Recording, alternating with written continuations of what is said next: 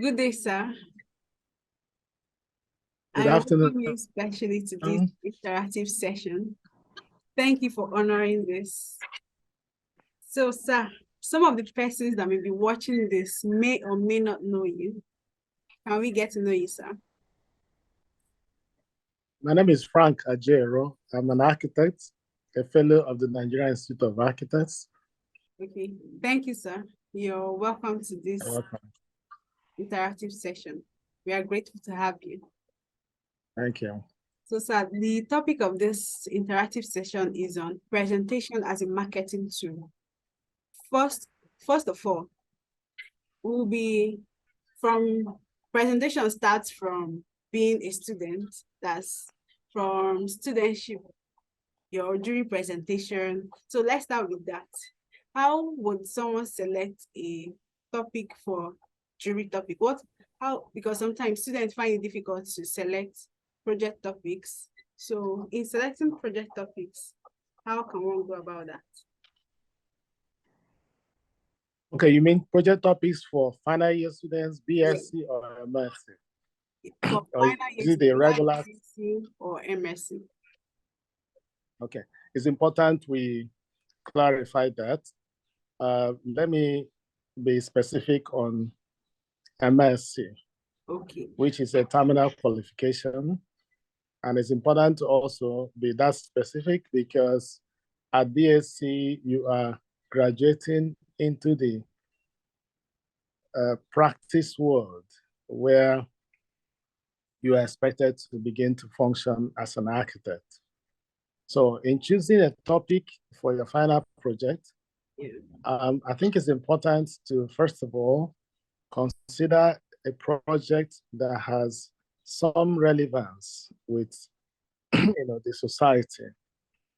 It has to be a project that should be able to make impact, create a change, or provide some sort of solution to some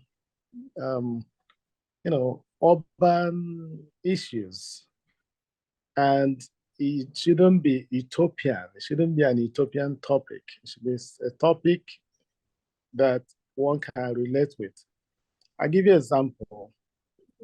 Back in the days in 1986, when I was in this position to choose a project topic, I had this professor from Ghana who was our dean then and our lecturer, design lecturer.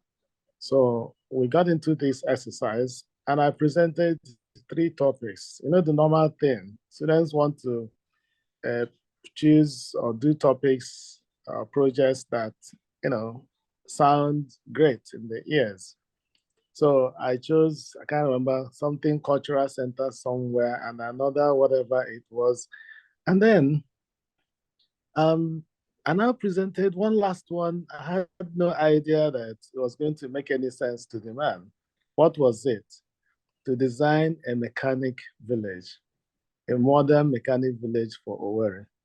The man never looked, the professor never looked at all the other two. He said, Frank, let's not go into further discussions. He said, this is it.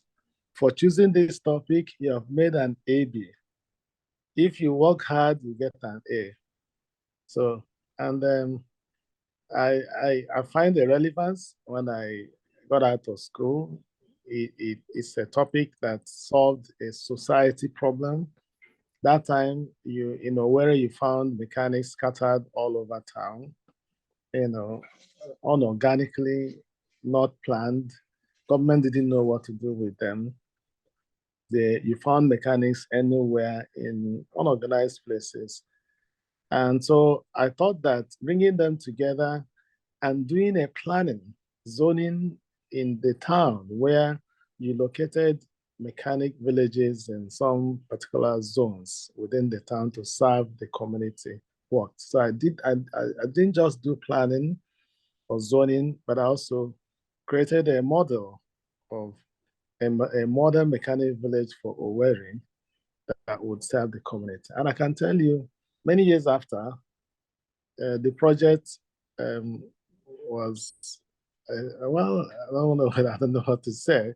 The government adopted it, even though it didn't go down well. They didn't pay me and all of that. But I'm happy that at least, I was able to do that. So Okay. that's it.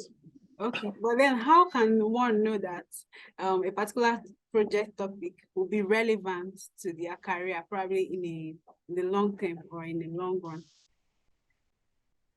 Yeah, you called it career. Career is long term. What is career? I'll get back to my example. If I lived in Owerri, I come from Imo State. I I wasn't living in Owerri at that time, but I knew a little bit of the town. And so, like I said, if you choose a topic that solves an urban problem, that way you are sure that someday, because that problem is there, and you have created a solution. And by the way, let me say this: master's degree projects are supposed to be research-based. It's not just a matter of choosing any topic and then you get on with it. No, it has to be one that is a product of research. So how do you know? You would have researched. That's why the lecturers send you on what do you call it? Rose, I've forgotten these things now. Those things the lecturers send you out to do case studies. Yeah, Yeah, that's what I wanted to and remember. documentation. Yes, you go out to do case study. And documentation, exactly. So it couldn't have just been ordinary exercise in fertility. The lecturers know what they are doing. They are well tutored in those things. And so when you do your case studies and do your studies, come back to do your analysis, do merits and demerits, it's in that process that you are able to know which project that works. One other thing that students need to be well groomed and taught, which not so, I'm not saying that they don't do it, but not done very well, is to get those case studies and analysis down into these three areas, which is viability and feasibility studies, environmental impact analysis. All those are very important. Feasibility, viability, impact analysis. There is another one that they call needs analysis. You have to get all this. When you put it together, that way you're able to know that this project will work. That way they say it's bankable or not. Okay, thank you, sir, for that. Then You're now welcome. we can talk about presentation as a marketing tool. Okay. Having selected a wonderful jury topic or a viable design topic, how can one sell that product? Sometimes maybe when you attend juries, you might have someone saying, this is my design, this is my floor plan, this is my section. Or even, let's relate it to the industry now. Having worked on a project, how can one sell that project to a client? I like your choice of words. You're not just calling it presentation. I like the word sell. How do you sell the scheme? I don't know whether you remember in one of our conversations, I told you that architects need to see their proposals or design as a product. Yes. I'll give you an example. Let's go down to normal marketing. Toyota produces a brand or a model, 2022 model. Let me get down to Honda. It was very funny. Someday I went to ask somebody for a car I wanted to buy many years ago. I say, "Oh, guy, you like that car? It's called End of Discussion." You understand? That's Honda product. That means somebody designed it and said, "This one, end of discussion." Why are they saying so? That particular model came out at a time when cars were, the kind of evolution in car designs and all of that. And somebody produced that and said, oh, once somebody produced another model of a car, he said, BMW said there is nothing to add. Are people not adding things since then? They are. Now, a product. And being a product, you have to apply all the vagaries of marketing. There is graphics presentation. That is one tool. When you find yourself on that jury day and you are talking to your client, it's important to, as you're doing the presentation, to recognize or to appreciate the fact that those lecturers or the audience listening to you are your financiers. They are the final beneficiaries. They are your clients who are going to consume, final consumers of this product. So you have to use all the elements available to you. Graphics communication is one of them. Verbal communication is another. They call it body language. If you listen to broadcasters, there's somebody that will be, broadcasting some news, even though you're not interested in the news or whatever content that the person is doing, but because of the way, gesticulations and all that, you are glued to your TV. Sometimes my wife asks me, what are they saying? I say, I don't know, but I'm just looking at somebody, doing fine gesticulations and all of that. So, but what is important in presentation and marketing is that you have to understand the product that you are marketing. You have to be able to know whether your client needs it or not. You have to be able to focus on the areas of needs analysis. You must be able to focus on the need which that product will serve your client. You must be able to emphasize on high points like cost effectiveness or how functional the product or I want to call it product, not design now. How functional the design is, how easy it is for him to realize it without having to spend a fortune. So many of us think that good designs must be expensive. No.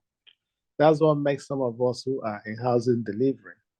If you don't design houses that are cost effective, you won't be able to market it or even make profit. So you have to be able to, one, have a good content. Every product must have good content. It must have focus. It must have something that you are putting into the market to be able to say, this thing, if you buy it or if you do it, there is something different about this my product from whatever houses. I mean, people have been living in houses. Why would you want to build a house or design a house for somebody and he says, I prefer this to this? No, there must be something that differentiates or distinguishes your own from that. And if you understand that, you focus on it. And you can't do that until you must be able to have good knowledge of who your client is, who you're designing for, know what his needs are, know how to, navigate your way into his heart and make him buy it.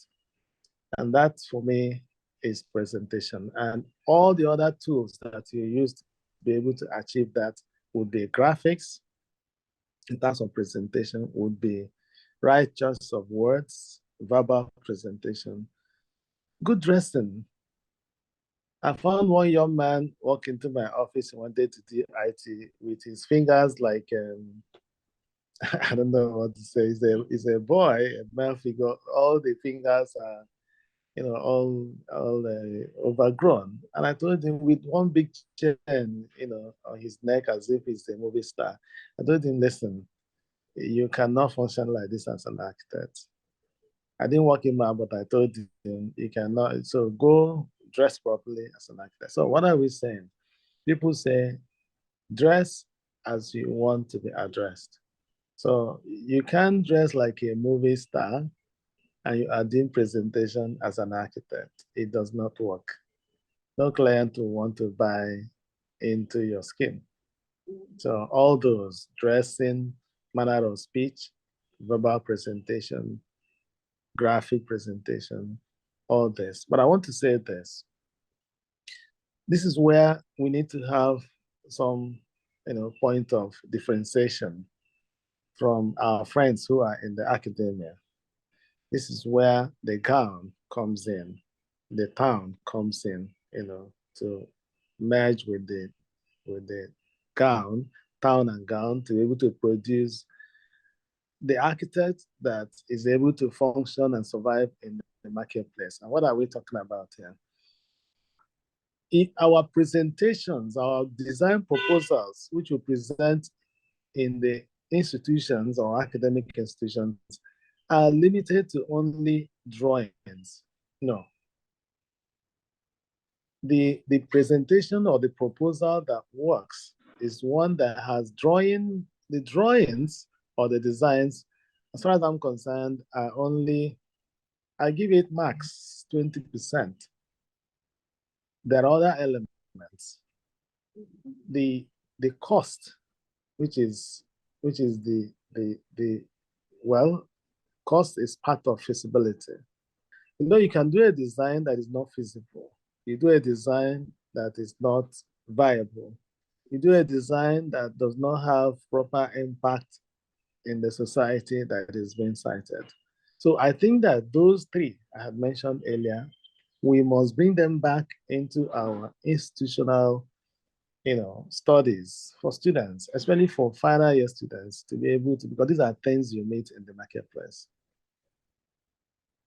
Okay, sir. But then, in terms of cost, there's this thing that the school system allows one to just design, not just strictly being restricted with cost and money.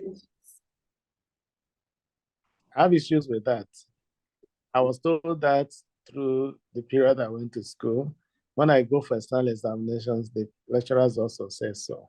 But you see, there is no limitless design. You cannot, it's difficult to find unless where the king of Dubai says, I want an outlandish design. Just come, design anything, we'll look for the cost. No, that's not realistic. In the marketplace, cost is a sine qua non. It's an element you cannot remove. That is why if you have worked for any informed person that lives in the US, America, for example, or most parts of the developed world, when you finish doing your design, they ask you, how much do you think it will cost? So Rose, how do you put the two together? This is the demand of your client. Even in our regular practice as a consultant, when you do design for an institution, they've asked you to design the library complex for University of XYZ. You must be able to put cost to that design. And that's why it's important why we are taught how to dream. That's what you're talking about. But you must, at final year, you must dream within limits of cost. Do you understand my point? Yes, I do. Yes, because that's the demand of the market, because you are quarter into the market. So you can't be dreaming. If you go out to dream for clients, you won't be able to eat. There are no clients that pay for dreams in design. Okay, sir. Then, so I want to bring this into this discussion. In a time like this, where marketing in any profession is, or in any sector, is the opium of business, how can architects market themselves professionally? Also considering that the code of conduct or the act has a specified number of, like, the lettering, about 100 mm to 150 mm for each, for having your billboards and all that. How then can architects market themselves in this present time?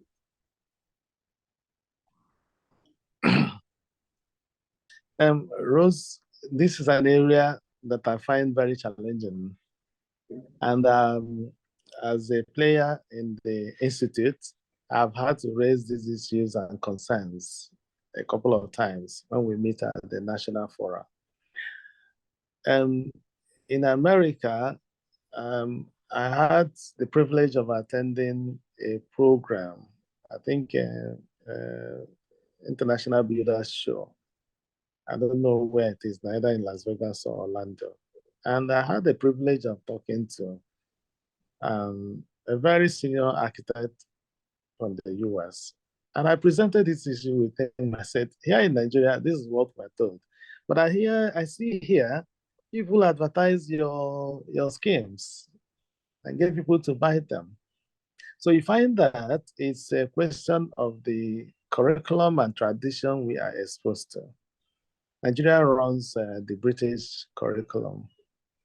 And I am a proponent and a driver of the fact that we need to look very intently at the kind of program and curriculum that we run in our institutions.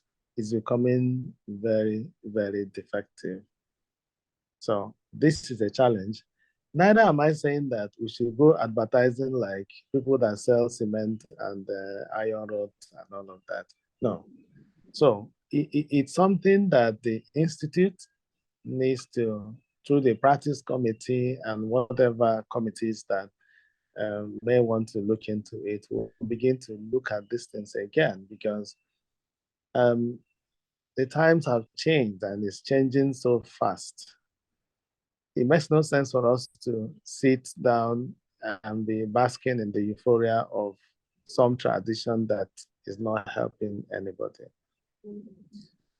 That being said, for me, I found myself in that kind of quagmire, let me use the word, is a confusion. And that's why I do not believe that, and I guess what you're talking about is limited to our practice, the practice of architecture as a consultant. Yes. Architects build, architects do other things. I am a driver and an evangelist of the fact that architects should dominate the built environment. Not everybody, though we are all trained as architects, not everybody will practice. Even when they practice, not everybody will be able to eat and feed very well from consultancy. I have jobs I have done under consultancy in the last 12 years that have not been funded.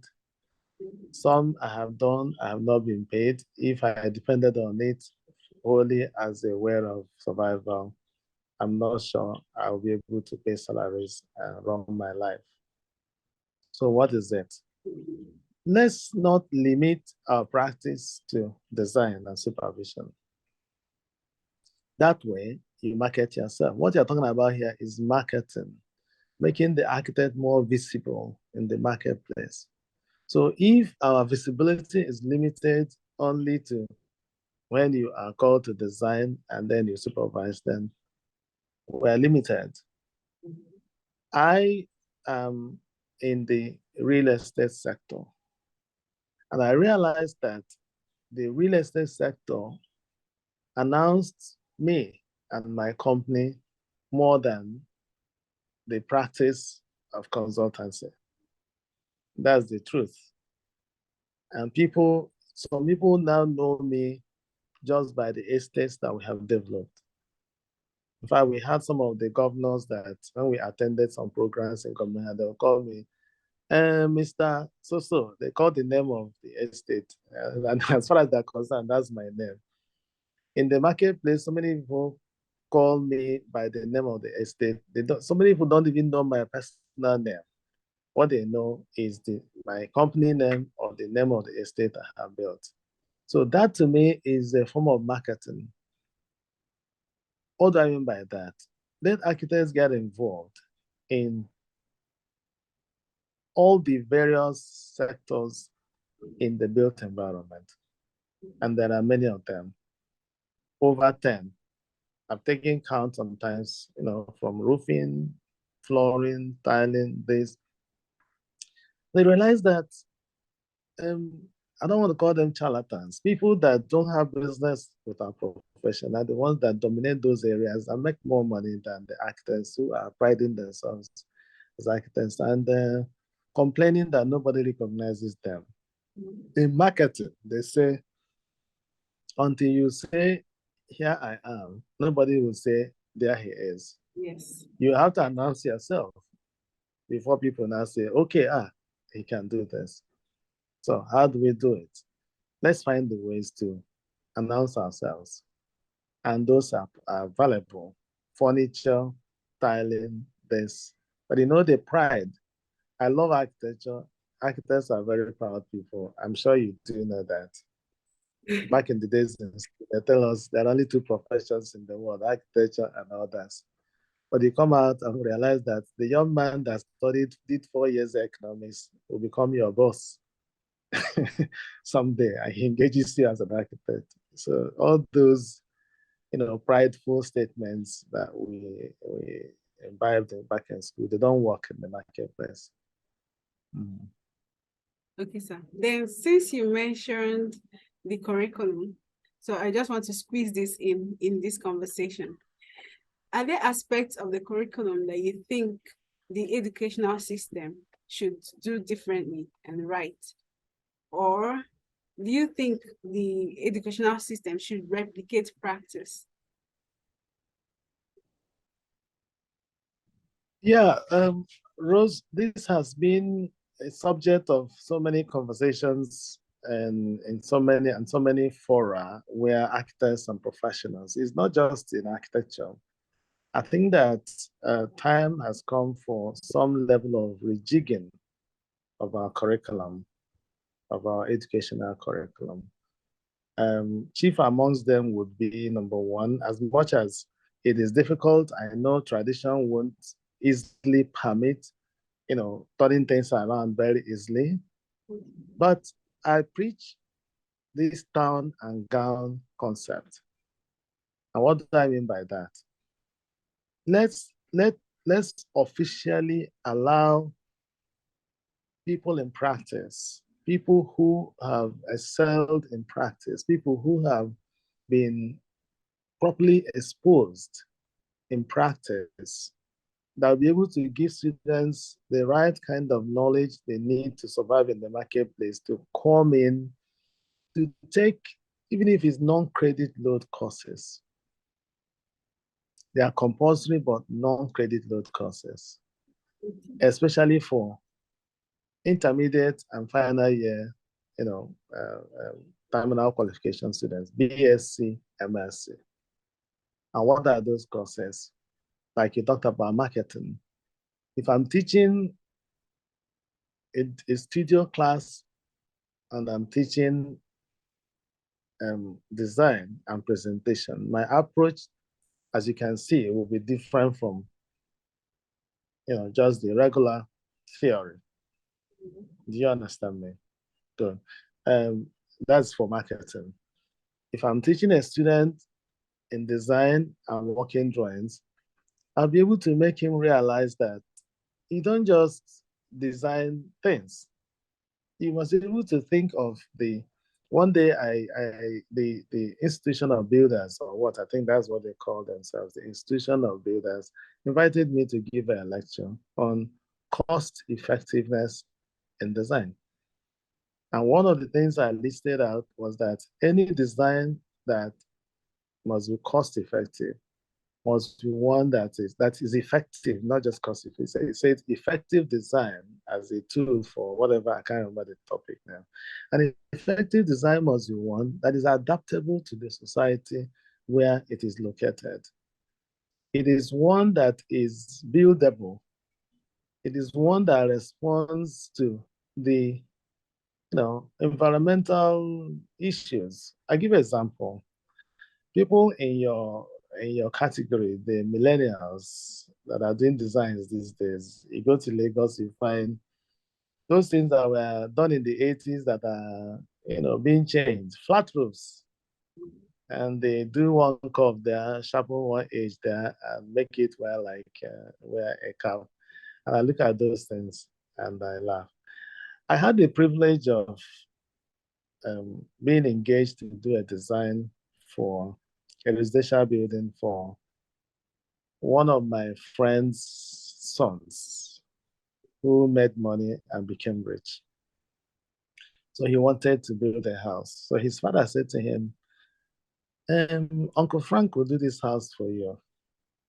So we invited this young man. I got my son and we started doing a design. And I did tropical architectural design. And while we, spent 2 weeks of inputs and concepts and everything, when we invited this young man to our office and we were having discussions with him, he was busy pressing his phone and looking left and right. He wasn't really listening to what we were saying. I said, young man, what's your problem? He said, I want a design that is high-tech. He wanted high-tech. I said, what do you mean? He said, I want it high-tech. I don't understand this thing that you're doing. So, what he wanted was all those Facebook designs, and those things for me don't work. They are not effective. So what am I saying? The curriculum would teach, if you have architects or professionals that are exposed in the market that will tell you about the building materials, their qualities in terms of availability, number one, in terms of fire, conditions of the material, in terms of cost, in terms of ease of use and applicability, all those, apply it into the design. That's what that curriculum we need to do. And so many institutions are responding to that now. That's why, some places, some institutions, they say a school of entrepreneurship. This is what they want to achieve. But they still use the same lecturers that know only theory to teach entrepreneurship. No, you have to get people that are entrepreneurs to be able to come in. That's what makes universities like Harvard abroad thick. If you come out from Harvard and you actually understood why you went to Harvard and you're a real scholar of Harvard, that's why they hired them there to become chief executives of very big institutions. Because over there, they use people who are in the marketplace. And I hear that most of their projects are market-based. They're not just theory projects. They are projects that drive and provide solutions to existing problems in the marketplace. So that's part of that curriculum change, I think, that we need to do. However, I give kudos to our lecturers that are doing so, but you need that synergy with the marketplace. Incidentally, some of us are ready and willing and ready to provide these things pro bono, without pay.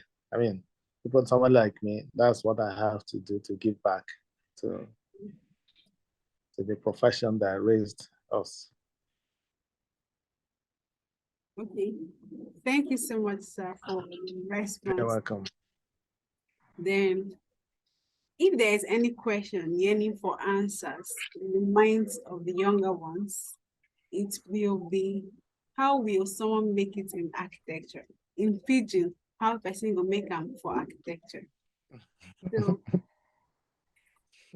in our next interactive session, I think you'll be talking about how we can turn this knowledge into money. I'm sure this would be an interesting topic for anyone studying architecture. As someone that has spent over 35 years in the profession, in practice, I think you will be in the right and the best position to give us the information and details on that. Pleasure is mine. Okay. Thank you so much for this. Yeah. We are grateful to have you. So to wrap up this video session, do you have any questions bothering you about the FNIA, ARCON, architecture and architectural practice in general in Nigeria? I'll leave a link in the description of this video so as to enable you ask your questions. Don't forget to subscribe so that you get notified when the questions have been answered by architects and when I upload the next video. And finally, share this video to your friends so that more people can be informed and send in their questions. We can all learn from one another. Thank you so much. Thank you for watching. I hope this was informative. Thank you. See you next time.